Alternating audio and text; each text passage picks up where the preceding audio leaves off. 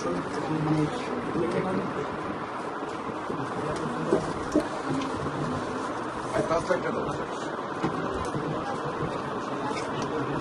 দাঁতের দিকে দাঁতের নিচে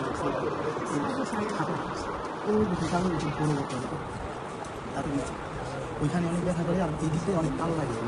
আসলে অনেক লবণ গরম পানি দিয়ে গড় গড় করে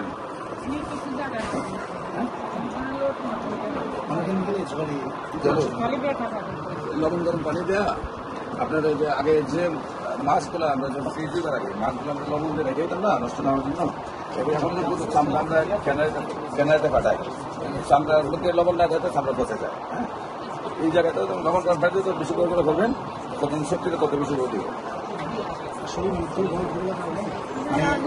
গরম